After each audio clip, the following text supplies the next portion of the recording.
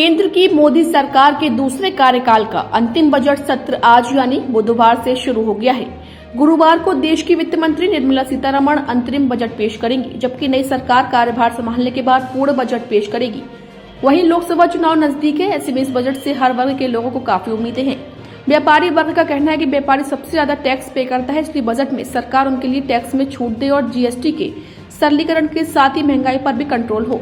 इसके अलावा ऑनलाइन कारोबार से व्यापारी को जो समस्याएं हो रही हैं उनका भी समाधान किया जाना चाहिए। वहीं गृहिणियों का कहना है कि सभी की सुविधाओं के अनुरूप बजट होना चाहिए, जिसमें आम आदमी के किचन का भी ध्यान रखा जाए। सब्जी और राशन के साथ सिलेंडर के दाम भी आम आदमी के बजट के हिसाब से होने चाहिए। सर, हम ये उम्मीद करते हैं कि हमारा जो बजट कल आएगा उसके अंदर हम लोगों को ज़्यादा से ज़्यादा सुविधा मिलनी चाहिए। जैसे हम लोग के जो रोज़ के आइटम्स होते हैं, गैस है, राशन है, इसको एक सबकी लाइफ के हिसाब से रेट करने चाहिए उसके। जैसे सिलेंडर बहुत महंगा है, सिलेंडर के रेट सब आम आदमी के हिसाब से होने चाहिए। यही उम्मीद है कि रसोई का भी थोड़ा ग्रोसरी वगैरह थोड़ा सस्ती होनी चाहिए, अच्छा होना चाहिए। यही है, सिलेंडर इतना महंगा हो रखा है, दालें वगैरह सब इतना महंगी, सब्जी वगैरह बहुत महंगी हो रखी है, तो बस किचन पे तो थोड़ा ध्यान दिया ही जाए और कुछ नहीं तो। उम्मीद तो देखिए हम लोग हमेशा अच्छी करते हैं। हाँ, आम आदमी को अगर ध्यान में रख के सरकार बजट बनाए तो मतलब मुझे लगता है कि फंडामेंटल तो यही बेस होना चाहिए, मतलब विचार तो यही होना चाहिए फंडामेंटल। अक्सर होता नहीं है ऐसा, लेकिन मैं चाहती हूँ कि ऐसा हो कि हम लोगों के भी उसको ध्यान में रखा जाए। सरकार से राहत की उम्मीद करता हूँ मैं तो, और हम लोग टैक्स पे ही हैं और व्यापारी सबसे ज़्यादा टैक्स पे करता है, तो सरकार से भी उम्मीद हमें ज़्यादा रहती है। तो एक तो थोड़ा सा महंगाई पे कंट्रोल हो, और मैं चाहूँगा कि सरकार थोड़ा सा टैक्स पे भी ध्यान दे, जैसे हम लोगों पे थोड़ी सी राहत रहे। इसमें सरकार को कुछ व्यापारियों के लिए छूट देनी चाहिए अच्छी तरीके से। दूसरी चीज़, जो ऑनलाइन पे इस समय व्यापार चल रहा है उससे हम लोगों को बहुत दिक्कतें हो रही हैं, उसके लिए भी समाधान करना चाहिए। और क्या चाहते हैं? टैक्स के लिए छूट देनी चाहिए।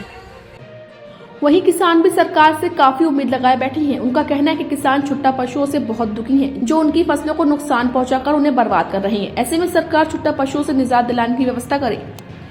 यूरिया, एनपीके, डीजल और कीटनाशक दवाइयां भी काफी महंगी हैं, जिससे खेती में किसानों को कुछ नहीं बच पा रहा है। ऐसे में वो उम्मीद जता रहा है कि सरकार का बजट उन्हें राहत लेकर आए। साथ ही किसानों ने गन्ने का मूल्य 20 रुपए बढ़ाने को नाकाफी बताते हुए किसान सम्मान निधि भी दुगनी करने की भी मांग उठाई।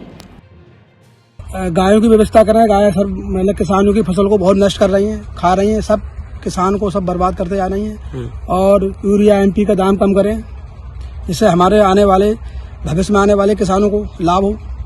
किसान बहुत दुखी है, इसलिए ये व्यवस्था जरूर करें। बकाया पे क्या कहना चाहेंगे? बकाया दे, किसानों को सब्सिडी दी जाए किसी प्रकार की, कोई ना कोई किसानों के लिए। किसान में पहली बात तो डीजल सस्ता होना चाहिए, गैस सस्ती होनी चाहिए। अब ये गन्ने का रेट जो है 20 रुपए बढ़ाया है, इसमें क्या गाना फैक्ट्री वालों में फायदा हुआ है। 5 रुपए क्विंटल, 5 रुपए किलो जो चीनी पे बढ़ गए पैसे। सबसे बड़ी बात परेशानी गाय की है।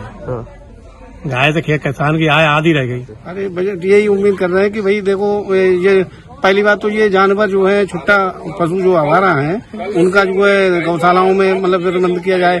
यदि मतलब जो है छोड़ने की मतलब वो है, इनको इनकी गौकसी मतलब बंद कर दी गई है, तो इनको जो है गौशाला में मतलब एडजस्ट किया जाए और इनसे भाई निजात मिले किसान के लिए। और बकाया भुगतान वो भी मतलब समय से होना चाहिए। भाई किसान जो है परेशान रहता है, कीटनाशक दवाइयाँ हैं वो भी बहुत महंगी हैं। खेती में इस समय मतलब जो है कुछ बच नहीं रहा है, इस चक्कर में किसान जो है ज्यादातर खुदकुशी कर रहे हैं। उम्मीद ये करते हैं कि सबसे पहले तो ये गाय की समस्या बंद हो। सब किसानों को छुट्टा जानवर जो है सब फसल खा ले रहे हैं, परेशान बहुत हैं। और डीजल भी सस्ता होना चाहिए, और जो है किसानों को राहत मिलना चाहिए। किसानों की दवाई जो है बहुत महंगी है, इतनी महंगी दवाई है कि किसान को कुछ भी नहीं बच रहा है इस समय। और पीएम सम्मान निधि भी दोगुनी होना चाहिए। बकाया भुगतान, गन्ने का बकाया भुगतान जो मिलना चाहिए, भुगतान की बहुत समस्या है। और जो है आने वाले समय गेहूं के रेट भी बढ़ने चाहिए। यही है, मतलब बहुत सारी समस्याएं हैं किसानों की। किसानों के लिए कुछ भी नहीं बच रहा है इस समय। वहीं प्रबुद्ध वर्ग का कहना है कि गरीब तबके के हिसाब से ही बजट बनाया जाए, क्योंकि महंगाई की मार सिर्फ गरीबों के लिए ही होती है। सरकार अमीरों से जो चाहे ले, लेकिन गरीबों को कुछ राहत दी जाए।